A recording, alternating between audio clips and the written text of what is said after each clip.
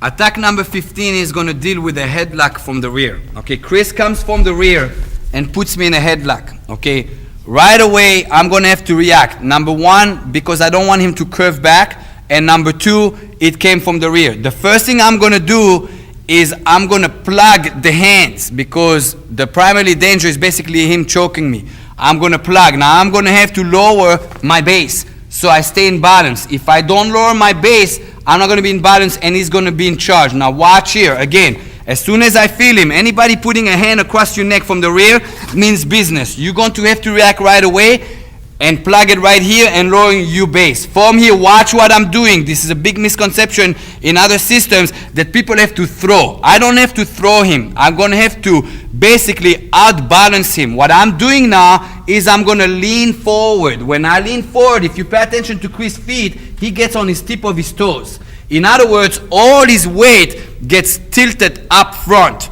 Therefore, when I throw him, I don't end up yanking. A lot of people try to yank, and when you under an adrenaline rush in the street, you might pull you back. Yes, you threw him, you pull you back. Guess what? He gets back up and he beats the shit out of you, which is not good for you. So in other words, I come in here. From here, I'm coming down and I'm tilting. As soon as I feel him light, I'm going to try to put my forehead on this knee by turning and taking him over.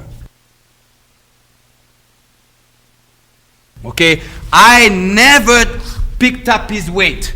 I basically tilted his weight off me. Again, he comes in, first thing drop. Get your base so you can be in balance. Tilt him forward first. Don't rush. In other words, if you panic and you rush, you're not going to have it and you're going to go into a strength struggle. I don't want to struggle with him. Chris is much bigger than me. I want to use his weight against him. Now all his weight is up front and all I do is turn and down he goes. From here, of course, I got objectives.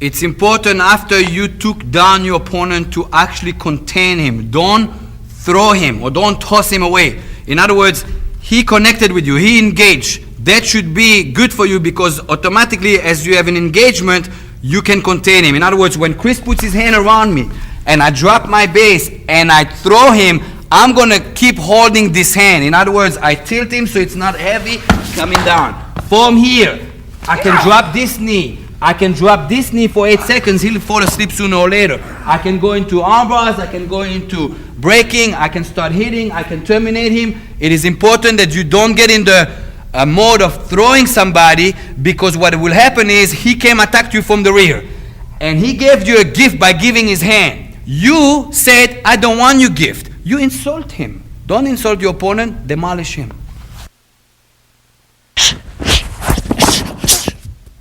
Again.